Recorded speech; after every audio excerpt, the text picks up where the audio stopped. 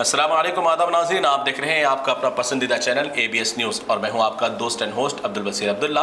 आइए डालते हैं एक अहम खबर पर एक नज़र। नाज़रीन, जैसा कि आप जानते हैं कि तेलंगाना में SIR सर्वे का आगाज हो चुका है और 25 जून से हर घर पर सर्वे के अफसरान का भी आना जाना शुरू हो चुका है। अब यहाँ पर ये देखा जा रहा है कि आवाम के पास कुछ दस्तावेजात मौजूद है तो कुछ दस्तावेजात की गुमशुदगी है या फिर कुछ पहले के जो अफराद हैं उनकी अपने दस्तावेजात मुकम्मल ना होने की बिना पर अब मौजूदा अफराद को काफी दुश्वारियां पेश आ रही है।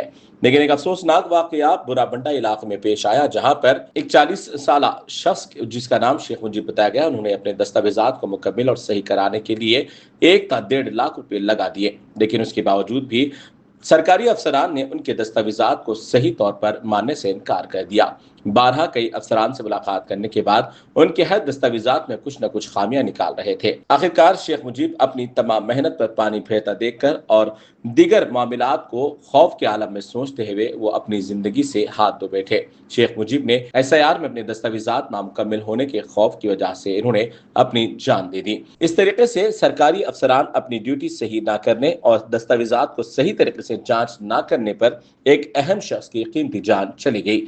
ये किसी का बाप था तो किसी का भाई या किसी का बेटा था, लेकिन इसके ऊपर मौजूद जिम्मेदारियों को सरकारी अफसरान जो ठेके से पैसे लेकर या रिश्वत लेकर आ रहे हैं, लेकिन इसकी हकीकत तक जानने से कासिर रहे। लेकिन इन सरकारी अफसरान की वजह से एक शख्स की जान चली गई। इसका जिम्मेदार अब कौन है? आइए जानते हैं कि घर वालों का इस मामले पर क्या कह रहा है।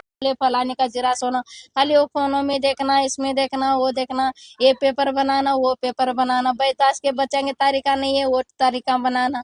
पासपोर्ट में मेरे बच्चा का नाम शेख मुजीबुर रहमान नहीं है, शेख मुजीब है।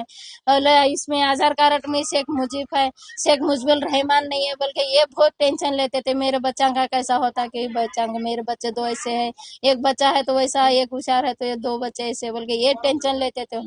रात को आया कि खाना खाओ, खाना खाओगे तो दो निवाले तक खाना खा लिए तो ये सो गए। मैं बोली कई को जैसा खाना नहीं खा रहे, नहीं खाता, बोले तो कई को नहीं खाते, दो निवाले तो भी खा, बोले तो चुप इतना खाना ले लिए, इतना खाना डाल के दिए, इतना खा लेके सो गए। फिर 2 बजे उठे, 2 बजे उठ के पानी इन्हें अलार्म लगाए थे फोन पे, ड्यूटी को जाना है क्या बोल के मैं ऐसा समझी। फिर उठ के 2 बजे उठ के पानी उन्हें पी लेके फिर सो गए। फिर और 3 बजे भी उठे, उठ के जरूरत को जाके आके फिर सो गए, पानी पिए फिर सो गए। फिर हम लोग भी उठे, कहीं को ऐसा तो भी उठ रहे कहाँ जाना है बोले तो भी एक नहीं दो नहीं बोले सो गए ना, बोल के हम भी सो गए। मैं बड़ा बच्चा भी होशियार था, सो गए। हम लोग सोमा को ऐसी नींद लग गई, गफलत की क्या नींद लग गई अल्लाह कुछ मालूम। कब 3:30 बजे कर ले सो नहीं मालूम। फिर 4:30 को बच्चा जरूरत को जानी उठा तो अम्मी यहाँ पापा ऐसा करे बोल के इतना बोल के चिक मारे तो हो गया ऐसा जितना। क्या आप लोग जाति घर है? जाति घर है। कितने साल से आपको वहाँ? 20 साल जी है। 20 साल से यही। हाँ। इससे पहले कहाँ थे? उससे पहले किराए के घरों में थे। तेलंगाना के ही? हाँ यही।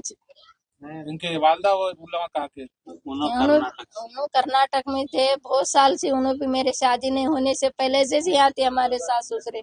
मेरे को शादी हो गया 30 साल के ऊपर हो रहा।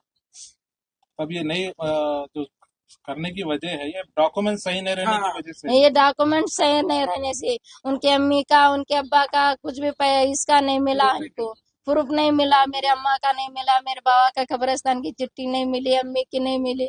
अब कैसा होता कि काम भी जाते कि ये बच्चा को लेके मैं कैसा करना, मेरे को किधर छोड़ते कि ये बच्चा को कहाँ डालते बोल के ये सोचते थे उन्हें।